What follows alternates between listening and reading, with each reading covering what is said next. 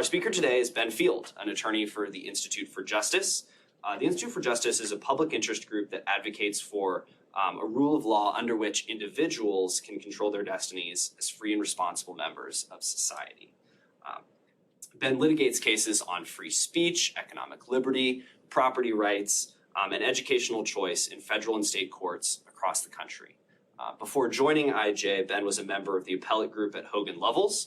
Ben clerked for Judge Diarmuid O'Scanlan on the U.S. Court of Appeals for the Ninth Circuit and Judge Kent Jordan for the U.S. Court of Appeals for the Third Circuit, and received his law degree from Yale Law School and his undergraduate degree from the University of Chicago. Please join me in welcoming Ben Field. Do we actually have? Yes, sorry. Okay, great.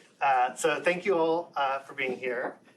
Very happy to talk about this topic. Before I launch in, I'm just curious to get a sense of what the audience is, given how early it is in the school year. How many of you are 1Ls? Okay, so I'll keep the civil procedure relatively simple. And then 2Ls and 3Ls? Okay, great. So the Institute for Justice is a national libertarian-leaning public interest law firm. And we do four things. We do property rights, we do economic liberty, we do free speech, largely political speech, and we do educational choice. And so you might be thinking, what on earth am I getting up here to talk about qualified immunity? These are the weirdos who sue state governments over licensing hair braiders. But around like 2016, 2017, 2018, we started to realize that, when you want to challenge a regulatory regime or something, you can go into court and you can sue for prospective relief, meaning saying, we want an injunction that the state can't do this to our client going forward or to people who are similarly situated. Or, maybe even facially strike down a statutory scheme. But what happens if the government has just done something that violates your constitutional rights? So, they don't like the way that you're speaking about politics. We've been pretty successful in building First Amendment laws that they can't actually pass an ordinance or a statute that eliminates your political speech. What if they just use a jaywalking ordinance or a parking ordinance that they don't enforce against anybody else to go after you, and then they throw you in jail?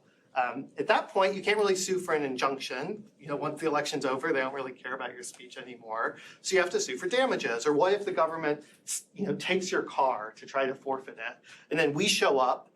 We say, well, actually, you don't have, this forfeiture scheme is unconstitutional.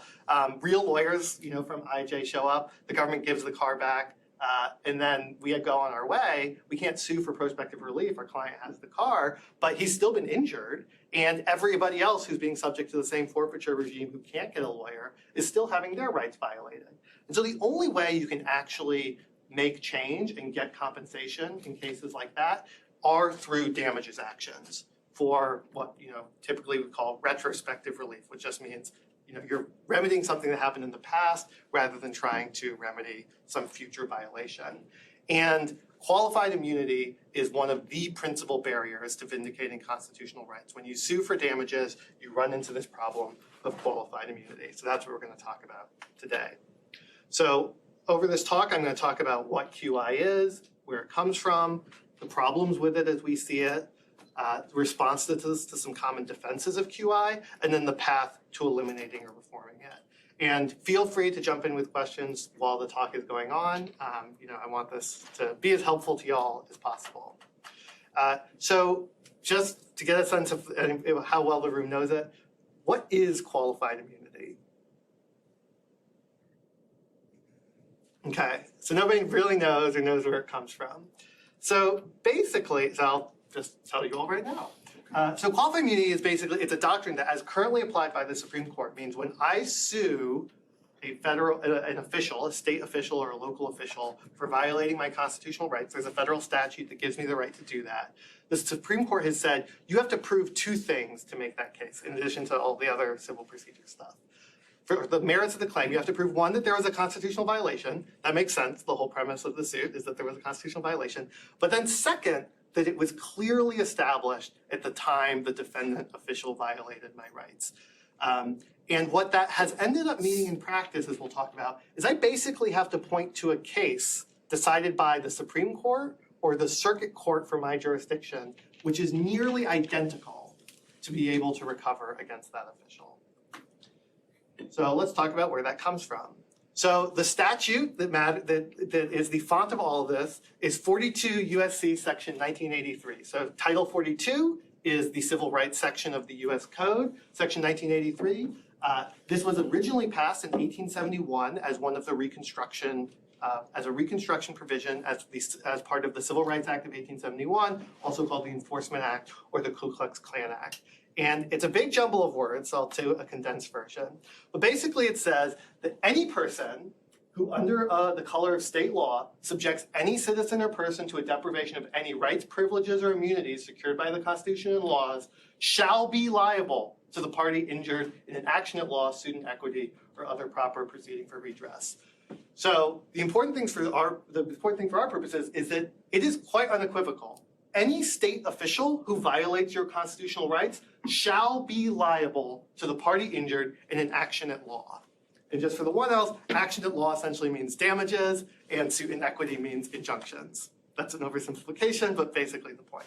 So what we're talking about are actions at law for damages. And you'll notice that it doesn't say anything about clearly established law or anything about qualified immunity. In fact, the original 1871 text had additional language saying that there would be liability any such law, statute, ordinance, regulation, custom, or usage of the state to the contrary notwithstanding. So this language quite clearly abrogates any state common law that would stand in the way of a plaintiff recovering for a constitutional violation. That text was removed during so it used to be the case that there wasn't a US code and that there were just a bunch of different statutes and you kind of had to go find them and to know what the law was. So in the late 19th century, Congress codified all of the extant statutes into a codification of the laws, and it wasn't supposed to make any substantive changes to the law, but mysteriously this language disappeared during that process. But it's quite clear that in 1871, when Congress passed this, it didn't want there to be any sort of common law defenses. So where does Section 1983, or where does qualified immunity come from? So before the Civil War, before Reconstruction, the way you used to sue government officials is you would just sue them as you would a private individual. So if the government comes into your house and it executes a search, you would sue them for trespass. And it would be a defense that I was doing it pursuant to a valid warrant under a statute. And so essentially, it's rather than the plaintiff having to show that there was a constitutional violation or a legal violation, the plaintiff would say, look, if you had been just some private schmo and come into my house, you would have committed a tort. The defense was that actually I had authority to do that. And it was really quite strong. It was almost strict liability. So in fact, there's a famous case from this era where Chief Justice John Marshall wrote for the Supreme Court, where a US frigate captured a ship that was sailing from France during the quasi-war in the lead up to the War of 1812. And the President Adams had said, you're allowed to do that. But the statute that Congress actually passed said, no, you can only seize ships going to France. And so the Supreme Court said, well, whatever the president said, the statute doesn't authorize that. Therefore, that's a trespass and you're liable. So that was what things were like, very, very different from the qualified immunity regime. So in 1871, after the Civil War, Congress passes that law as part of the Ku Klux Klan Act. Basically, what was happening is that Southern states were highly recalcitrant in actually respecting civil rights, particularly of freedmen. And Congress was trying to have the military and federal officials enforce civil rights law, but there was recalcitrance there. It seemed clear that at some point, and it would happen a few years later, the North would give up on Reconstruction and pull the troops out. So Congress wanted to create this private remedy so that people could go to federal courts and vindicate their rights, even if there wasn't, a Union soldier there to do it for them. So it was really meant to be quite broad. But you'll learn in common law and other cases that the late 19th century court, shockingly, not very, very good for civil rights. So there's some truly appalling cases, including this horrible massacre in Louisiana, where a group of KKK members just pretty much launched a coup against the Republican government there and murdered all of the black supporters of it. They were convicted for violating the civil rights laws criminally, went all the way to the Supreme Court, and in a case called Cruikshank, the Supreme Court said, actually, we don't think the 14th Amendment gives Congress the power to enforce civil rights through criminal law in this way. So basically, the court eviscerated civil rights law, and nobody really thought to use Section 1983 until 1961 in a case called Monroe versus Pape, where the Chicago Police Department had stormed into a family's home without a warrant, ransacked the house, tearing everything up while forcing the family to be naked in the living room with each other. Summer in Chicago before AC, so people had to sleep in a comfortable way. And the ACLU represented Mr. Monroe and his family, and they sued under this federal statute because they knew that there just wouldn't be a favorable state forum. The Chicago, you'll be shocked to learn, is not known for its politically disinterested judiciary, and they knew that they'd have no chance there, so they needed a federal forum, which is why they used the federal law. And the Supreme Court said, you're right, Section 1983 is a way to vindicate federal constitutional rights. These officers violated the Fourth Amendment, and therefore you can proceed, which really spawned the modern era of federal civil rights litigation. Still no QI up to this point. In 1967, however, there's a case called Pearson versus Ray. So a group of Episcopal ministers from the North, both white and black, travel to the South as part of a freedom ride in support of civil rights in the South. And when they're in Jackson, Mississippi, they are waiting at a bus terminal to continue on their trip, and they're arrested at what's supposed to be a segregated lunch counter the statute under which they're arrested, this loitering statute, is later found to be unconstitutional, so their convictions are overturned, and they bring a civil rights suit. But here, the Supreme Court says, no, you're not able to do that. So given the facts of the case, I think I'm skeptical that the police officers who arrested them were neutrally enforcing this loitering statute, but taking it as the Supreme Court said it, they said, look, the officers, it's unfair to expect the officers to have known that this law was going to be held unconstitutional, and therefore we're going to impose this good faith defense to civil rights suits under Section 1983. And so in a situation where you're acting in good faith, the officer is going to be immune. But it's not until Harlow versus Fitzgerald in 1982 that we get to the modern doctrine. So Harlow is actually part of a series of cases that arise when the Nixon White House tapes were released. And a bunch of people realized, wait, these guys were violating my constitutional rights, and then recorded conversations talking about it, including the plaintiff in Harlow versus Fitzgerald, who learned that, so he worked for the Pentagon and had testified to Congress about waste and corruption that he had discovered in procurement processes, and then learned through listening to these tapes that his career was blackballed in retaliation for that. So he brought a claim under the First Amendment for retaliation, and this is the case that gave us our current doctrine, where the court said, well, we don't really like this bad faith test because we think it's too easy for plaintiffs to plead around, that they can say, well, we think you acted in bad faith, it's always going to be a fact dispute, it's always going to go to a jury, it's going to be too burdensome on government defendants. So we're going to create this alternative objective test, where you have to show that clearly established law made the constitutional violation clear. And around that time, the court, in this case and a couple other cases, like a case called Anderson versus Creighton, the way they described it is it's a fair notice requirement, that the defendant officer should be on notice that what he's doing is unconstitutional. And you can understand it made some sense. In the mid-century, the court was announcing a lot of new constitutional rules. And so even though there is no textual basis for this requirement, you can at least understand the policy argument that, well, there's a lot of new rights that we're recognizing, so you can't, the officials can't always know what we're later going to hold to be constitutional or unconstitutional.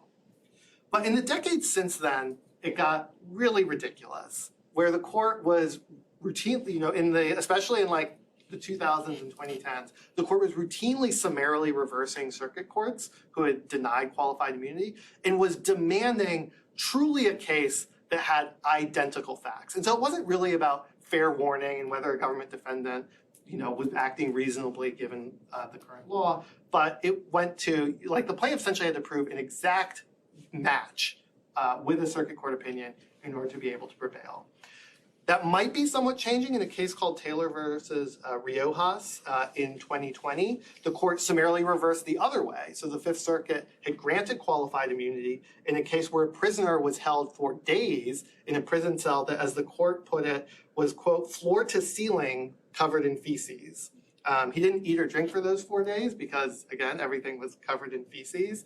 He had to sleep naked in raw sewage. But there wasn't a case in which somebody had been put in exactly those same circumstances. So the Fifth Circuit said qualified immunity. The Supreme Court summarily reversed and said, no, that is such an obvious violation of the Eighth Amendment that you don't need a case that's directly on point. And so now a lot of the litigation going on is about how much has Taylor changed the analysis. So critics of this regime say that qualified immunity smacks of unqualified impunity. It lets public officials duck consequences for bad behavior, no matter how palpably unreasonable, as long as they were the first to behave badly. This is from a Fifth Circuit case by Judge Don Willett, who used to be on the Texas Supreme Court. He's like probably IJ's favorite judge within the judiciary. But he was appointed by Trump to the Fifth Circuit and has been a real strong voice challenging qualified immunity. So as he puts it, and his argument here is, like, basically, as long as you, like, in fact, this doctrine protects the most incompetent and most malicious officials, because the ones who do something that's so crazy that nobody has done it before, they're the ones who get immunity, not the ones who are actually acting in the main vein of what officials are supposed to be doing, because there's going to be more case law for those types of officials.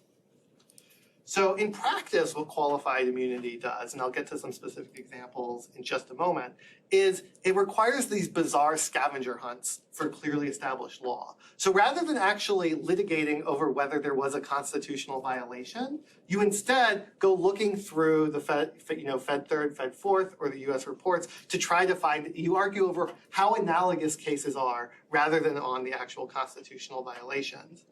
And it's really quite arbitrary because it depends entirely on, did somebody do this before?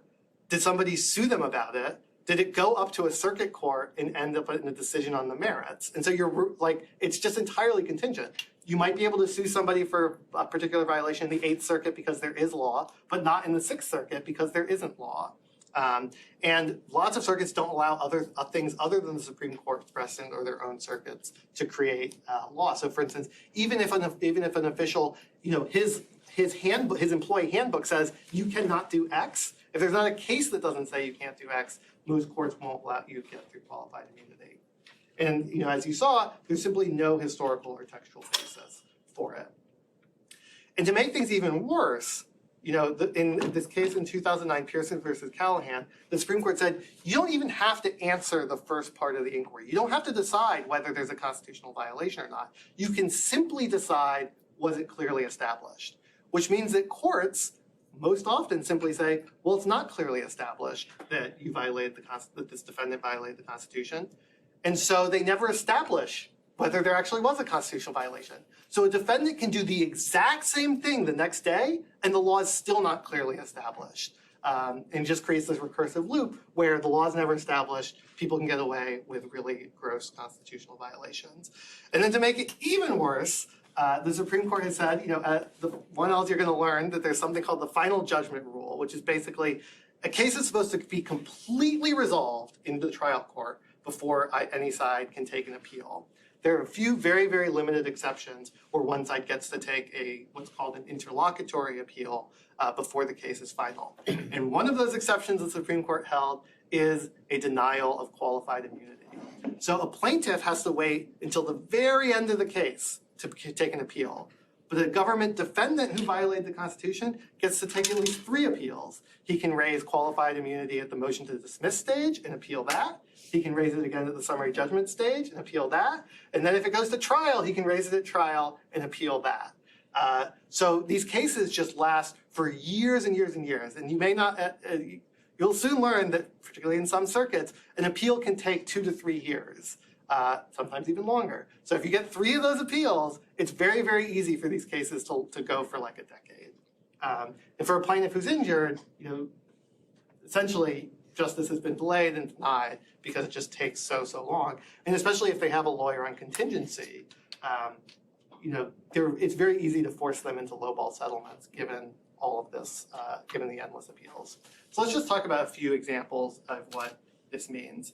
So the Willett case that I was just reading, this was a case where investigators went into a doctor's office without a warrant and demanded to be able to rifle through all of his patients' files. The Willett was in the dissent there. The majority said, yeah, that's fine, qualified immunity. Jessup versus City of Fresno, a Ninth Circuit case. Here, officers seized a bunch of money in coins pursuant to a warrant, and then they just straight up stole $225,000 worth. And the Ninth Circuit said, well, there's other case law on stealing, but there's nothing exactly like this, so qualified immunity. And the Ninth Circuit didn't even decide whether it was constitutional to steal your money. So it's still not clearly established in the Ninth Circuit that police officers can't just steal money that they seize pursuant to a warrant.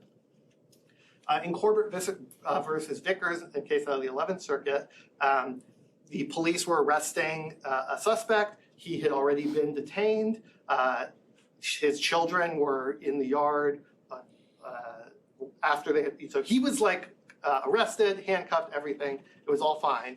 A dog, the family dog, was non-threatening, came walking around. One of the police officers freaks out, starts shooting wildly at the dog, doesn't even hit the dog, but hits one of the children. And the 11th Circuit said, well, yeah, it's probably not good to be wildly shooting in the direction of a bunch of unarmed children, but there isn't a case exactly like it, so qualified immunity. And Baxter versus Bracey is a good example of how picayune these distinctions can be. So it's a case where a guy had surrendered to the police, a suspect. He was sitting down with his hands up, and the police deployed a dog on him. And the Sixth Circuit said, in this case where he was pro se, so he didn't even have a lawyer, but like was able to make a decent case to the Sixth Circuit, well, we're going to grant qualified immunity. Even though there's an almost identical case where the person was lying down, well, sitting up with your hands up versus lying down is enough of a factual distinction that we're going to give qualified immunity. So that's just an example of how precise this prior precedent has to be to pierce qualified immunity. So let me talk about a couple of our clients. So this is a personal client of mine, William Fambro. He was campaigning for a candidate in East Cleveland, Ohio, which is a small suburb of Cleveland. You can see the candidate he was supporting, who was running, as you can tell, on the anti-corruption platform. And this fan was sort of the centerpiece of the campaign. It had the campaign sign for the candidate. It would broadcast messages that were recorded by local political figures in support of the candidate. And then all of a sudden, out of the blue, the police start harassing him. And eventually, they seize the truck under a parking ordinance that we learned from a public records request is literally never enforced, has not been enforced once, until Mr. Fambro was campaigning against the mayor. And in fact, even as they were seizing his truck, towing it, under this ordinance that supposedly says you can't park trucks in residential neighborhoods, you'll notice that one behind him, no problem at all, right? So we thought this is a pretty open and shut First Amendment retaliation case. But obviously none of these are open and shut, which is why we bring them, because you have to essentially be perfect in order to prevail in these. And the district court has, this case is still ongoing, but the district court dismissed most of our claims against the defendants, granting qualified immunity. Under the theory that, well, sure, it's like there's decades of Sixth Circuit law and Supreme Court law saying that officials can't use some other ordinance pretextually or can't use their powers pretextually to target somebody for their core political speech. But there's this exception for when you arrest somebody or prosecute somebody, you have to prove a lack of probable cause. And even though that has never been applied by the Sixth Circuit, by the Supreme Court, to parking enforcement, well, it's conceivable that some court might do that in the future, and therefore we're going to say it's unsettled, and the defendants get off scot-free. Anthony Novak, also in Ohio, another suburb of Cleveland in the city of Parma, Ohio. He's a comedian. He was just at a bus stop one day on his phone on Facebook, and as a joke, made like a parody page of his local police department. Some of you might have heard of this case. We represented Mr. Novak in the Supreme Court, and The Onion wrote the greatest amicus brief of all time in support of the petition. And I mean, it was this joke Facebook page. There's really no way around, like, these saying things that were so ridiculous, it was obvious that it was a parody. And when it first went up to the Sixth Circuit said, yeah, this stuff is obviously a parody. It's protected speech. So for instance, like saying there was a pedophile reform event where there would be a no means no station and anybody who passed the test would become honorary police officers. So, at least I would think it should have been, I hope that the City of Parma Police Department takes itself sufficiently seriously that they would not think that anybody could take that seriously. But they arrested him under a statute that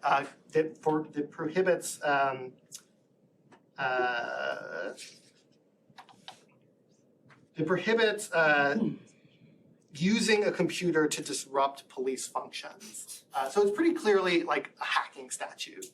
But they said writing a Facebook post disrupts police functions, therefore we are going to arrest you. And in fact, they took him all the way to trial and he had to be acquitted by a jury in order to get out from under these retaliatory charges.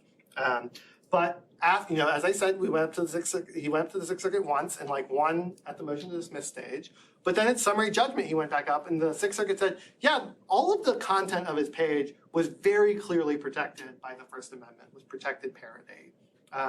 But he deleted some comments that were on the page that said that it was fake.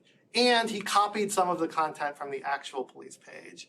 And so even though that was a small percentage of the content that was on it, there's no case that is specifically about deleting comments or copying some stuff from the police department, therefore qualified immunity.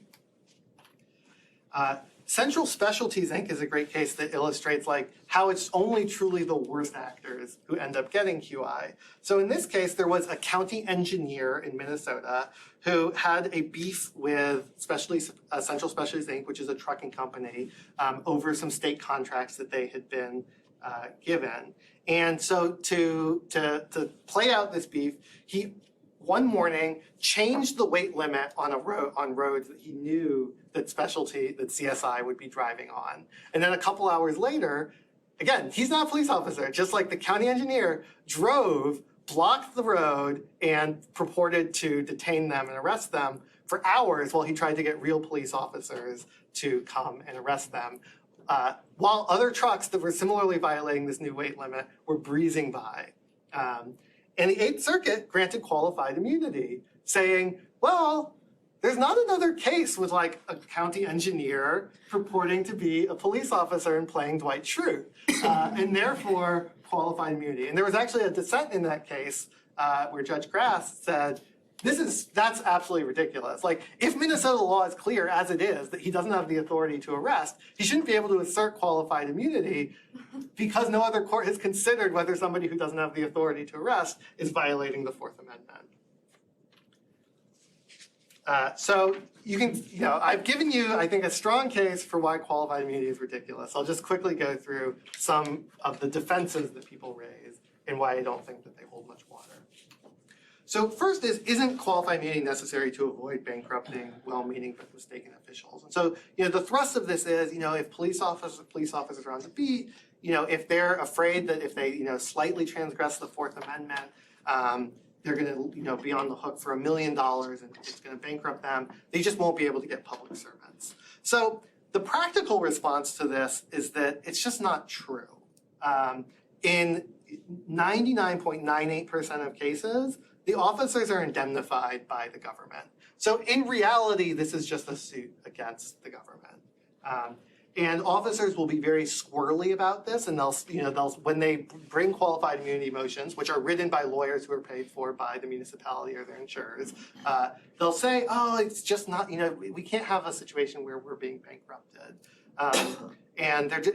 Without ever disclosing that in reality what's going to happen at the end of the line is that the cities, or more often their insurance company, is just going to pick up the And then as a policy matter, as long as we're doing judicial, policy making, freewheeling, because none of this is in the text of 1983, if that were a real concern, there'd be much better solutions. So one of them is that there's this other doctrine called Monell, which doesn't, so for the 1Ls, there's a doctrine called respondeat superior, which is basically for a typical tort, an employer is held liable for the torts of their employees in the course of doing their duty.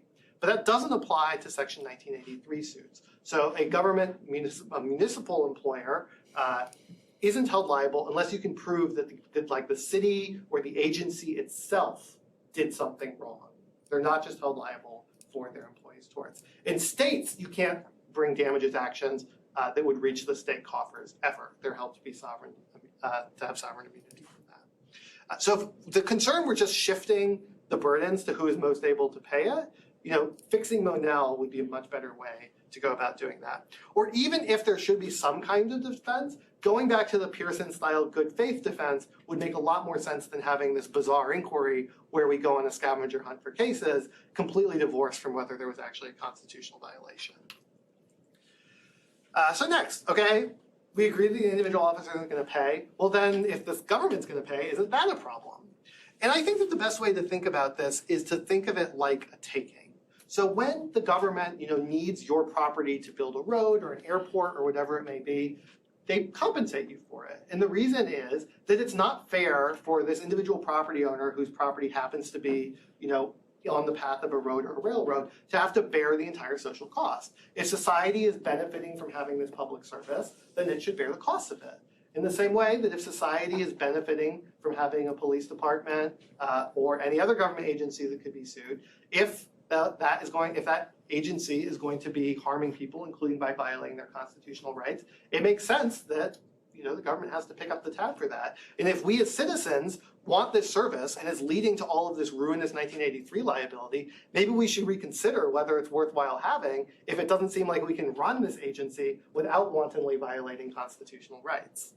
And I think that that's just a bigger point, that when you set up these financial incentives, it encourages good government. And so, you can have something that the more libertarian among you might enjoy, is that essentially insurance premiums can end up becoming the way to regulate good government, because governments will have a strong incentive to make sure that their officers are well trained and well behaved, because their insurance premiums will go up if they aren't.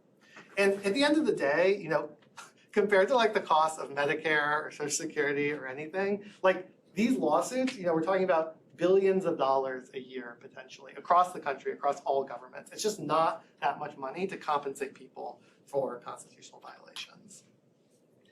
And then really the thing that everybody gets hung up on is this idea of, well, if cops are making a split-second decision, life or death decision, their life is on the line, is it really fair to hold them liable after the fact if they make a mistake? So the first thing I just want to emphasize is that qualified immunity doesn't just apply to this. This is the situation that defenders of qualified immunity always bring up, but it applies to everybody. Some of the cases that I talked to you about, like William Framborough's case, this was a months-long conspiracy to shut down his political speech. The CSI case, this is a county engineer wantonly violating the Constitution. Your administrators at this public university, if they violate your First Amendment rights, are also protected by qualified immunity. And so all of these officials making, considered decisions are protected by qualified immunity and this weird scavenger hunt game just as much as a cop on the beat. And in fact, I can't reveal it yet, but we have a report that's going to be coming out where we've, done an AI analysis of all of the qualified immunity cases, and it's going to end up showing that this cop on the beat scenario is much less common than you would think. Second, qualified immunity only matters to defeat meritorious cases. So the actual substantive Fourth Amendment law that most suits against the police come from basically comes down to this case, Graham versus Connor, which is the case that sets out the excessive force standard. And it says that it's, the Fourth Amendment says no unreasonable searches or seizures. And so there's a multi-factor test to determine whether a particular use of force was excessive. And if it was reasonable, even if mistaken, then it's not a violation of the Fourth Amendment. So the substantive legal standard already bakes in reasonableness. So it's only the cases where there actually has been unreasonable use of force, but no case that has been the exact same facts in the past that people are getting off on. And so QI is only really defeating cases where the defendant really did something wrong. And it's also just a bizarre false legal fiction, this idea, this fair notice idea. It would make far more sense to have something like a good faith defense rather than engage in this legal fiction that, cops on the beat are reading F3rd to see what case, what particular types of excessive force have been clearly established to be unconstitutional. And having a more sensible doctrine would incentivize departments to actually train their officers well. So just quickly, what are the ways to fix qualified immunity? So one, and this is what we're doing in large part, is litigation. So especially in light of the Taylor case I was talking about at the start, where the Supreme Court might be walking back, demanding something that's exactly like the case before at bar. We are trying to press lower courts to actually treat qualified immunity as a fair notice standard and not to demand this insane level of specificity. Many jurists, including Justices Thomas and Sotomayor, have said that they're open to reconsidering qualified immunity altogether. Justice Thomas has pointed out that there's no textual basis for it. It has no analogs in the common law of 1871, and it's particularly absurd to apply it to circumstances where officials have lots of time to make a considered decision, to consult with lawyers, but instead choose to just run roughshod over people's constitutional rights. And there's new historical research, like the Reiner article I talked about, that undermines the originalist foundations for QI. Will Bode at the University of Chicago has also written a couple very, very good law review articles actually talking about what were common law immunities like in 1871, and there was nothing like qualified immunity at the time. Obviously, Congress can easily fix it just by rewriting Section 1983 to make it even clearer that there isn't a qualified immunity defense. And states and localities also have a role to play. So some states have baby 1983s where they have a statute similar to 1983 where you can sue for violations of either state or federal constitutional law in their states, and they can have versions of that don't have qualified immunity. And about half of the states also, at least in some circumstances, allow you to bring a suit for damages directly under the state constitution, and many of those have interpreted that type of cause of action not to be subject to qualified immunity. Most recently, Michigan, and in a case that I argued as an amicus in the Nevada Supreme Court, Nevada as well. So, even if the feds don't fix it, states can vindicate their own citizens' constitutional rights by providing rights of action to them without qualified immunity.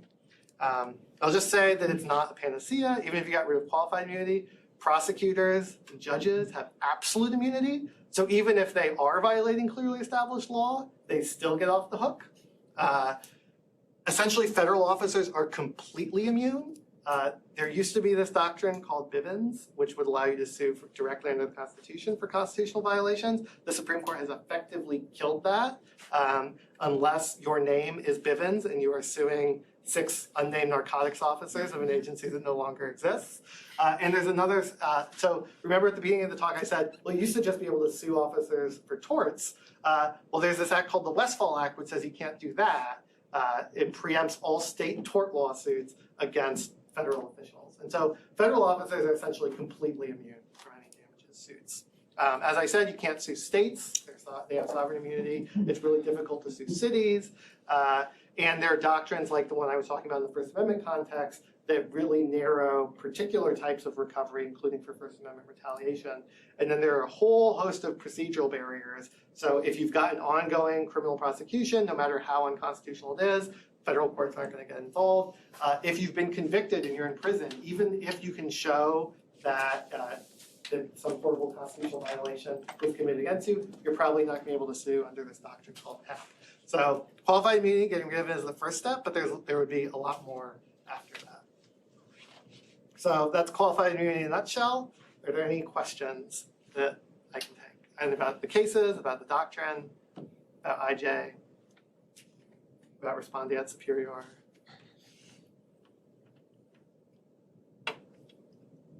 How have you noticed the I guess, like, I don't know, feasibility and ease in litigating QI cases, given like the political climate of the last couple of years in almost the entire American culture is very hotly opinionated on police officers specifically. Like, how has the cultural moment about cops specifically impacted QI litigation?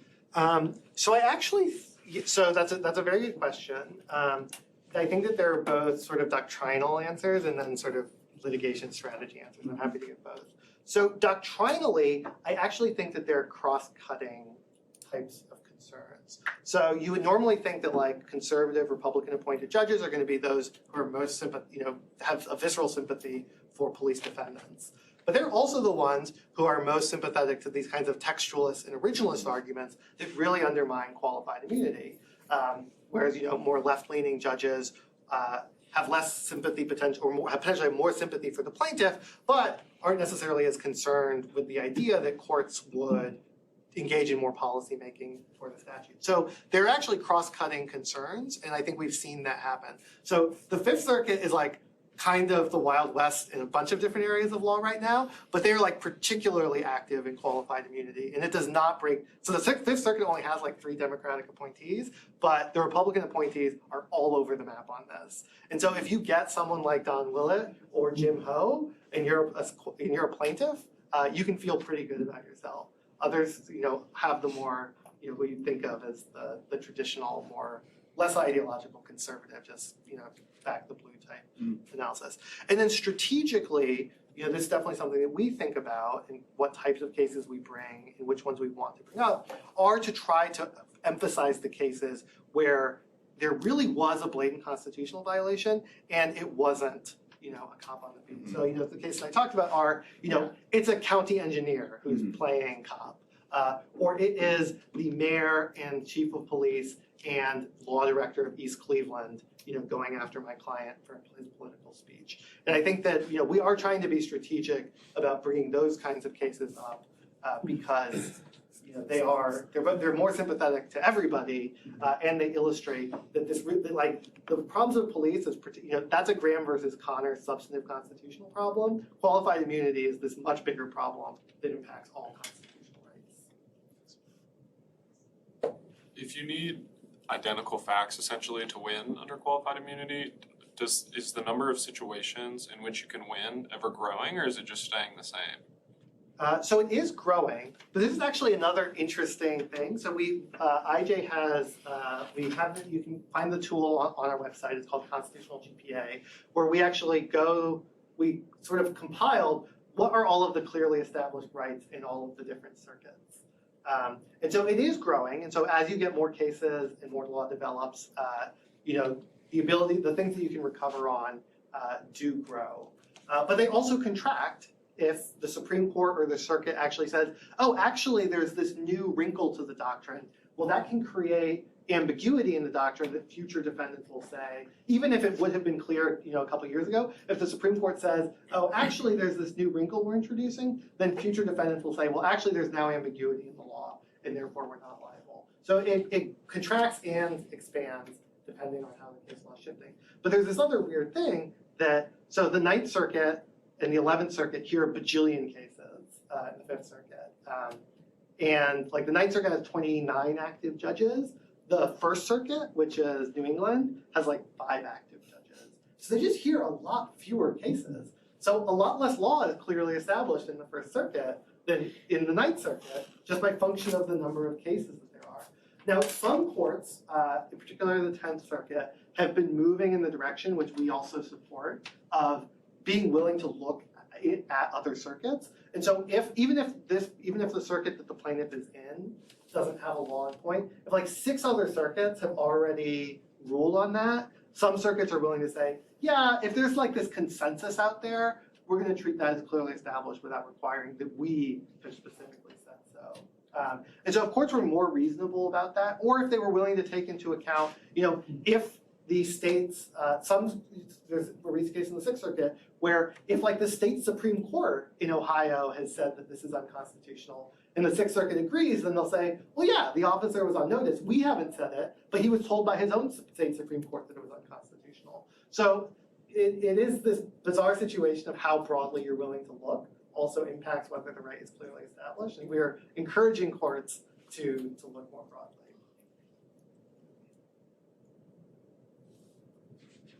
Do you think the fact that like the officers aren't usually indemnified, like while it kind of limits the rationale for qualified immunity, would you then run into an 11th Amendment state sovereign immunity problem if you kind of like remove the fiction that they're suing the officers and not the state? So Congress has enforcement authority under the 14th Amendment to abrogate sovereign immunity. And so, I think that Congress could abrogate the state sovereign immunity in order to allow damages suits. There would potentially be 11th Amendment issues on where you could bring the suits. But it is important to note that Section 1983 is it is federal statute, it's the supreme law of the land. You can bring suits in state or federal court. So the 11th Amendment wouldn't be a barrier to that, because even if you couldn't bring in federal court under the 11th Amendment, because the 11th Amendment prohibits suing a state, if you're a citizen of that state, suing the state in federal court. But you could bring the 1983 suit in state court, and if the state then removed the case to federal court, they would be waiving their sovereign immunity. And so that's actually often commonly what happens. You have, even these state defendants want to be in federal court usually, so they almost always remove if you bring a 1983 claim. So just, if any of you ever suing an official and you feel very strongly about which forum you want to be in, state court or federal court, be careful about whether you add a federal claim, because the defendant can always remove it to federal court. But as 1983 is currently interpreted, you can definitely sue individual state officers. You can sue individual officers, you can sue municipalities. If Congress then added being able to sue an official capacity defendant and collect money, which would effectively mean reaching into the state coffers, I think there would potentially be 11th Amendment issues, but again, you could just sue in state court. But I think that the 14th Amendment would allow Congress to abrogate state sovereign immunity for enforcing the civil rights provisions of the Constitution. You talked about Taylor and a little bit about how both Justices Thomas and Sotomayor have publicly made comments about qualified immunity being wrong, but 2 justices isn't enough to get to cert. So put your prognosticator hat on for a second. What's the likelihood, you think, of getting enough judges to grant cert on a question of qualified immunity that would actually tackle it on its merits? And a sort of follow-up on that is, what do you think the sort of coalition would be if it was to successfully reform qualified immunity? So 3 years ago, I would have said it seemed very high, because it was, there were all these great arguments that it was atextual and lacked any original basis. Justice Thomas had been railing against it. Justice Sotomayor obviously didn't like it. But there were a huge number of cases that were sort of sitting in the summer of 2020, including the Jessup case, cases with fabulous facts from the plaintiff's perspective, including the Jessup case where the cops had just stolen $200,000 from the plaintiff. So everybody in our community sort of thought, finally they're going to do something about it. There were all of these, the George Floyd protests were going on. It seemed like the time to happen. And the court then denied, it had been holding those cases for months and then denied them all without comment. So at the time we thought, well, maybe there was lots of talk in Congress about a legislative fix, until we thought maybe they'll just wait, they'll wait until Congress fixes it. Obviously it's been 3 years since then and nothing has happened. And other cases with absurd facts have gone up to the floor and they haven't taken it. So, we keep trying, and we keep trying to raise, essentially the way we do cert petitions on QI issues are, we raise a narrow issue that we think actually does implicate a circuit split and is something that the court would traditionally take and would chip away at qualified immunity. And then we always have a second question presented: should the court reconsider qualified immunity wholesale? And hopefully they'll take one of his cases eventually, but it's been rare. And it's a weird situation where Taylor and most of the cases in the 2010s weren't on the merits docket. They were summary reversals one way or the other. So the court just it hasn't taken real qualified immunity cases in a long time.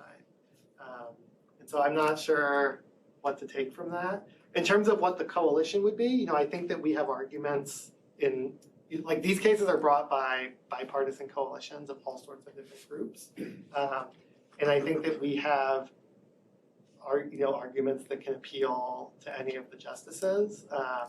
But I think that there's a certain amount of just like institutional concern about overturning all of this precedent when this could be fixed by Congress.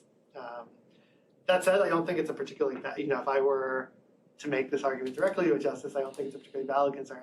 As you've seen, the court has been fine every couple decades, dramatically shifting how qualified immunity works without any change in the statutory text. So it doesn't seem crazy to me to do it again in the other direction. But I wouldn't be surprised if people like the Chief and Kavanaugh and Kagan sort of have a more institutional concern about responding to public policy debates with a dramatic shift in the law.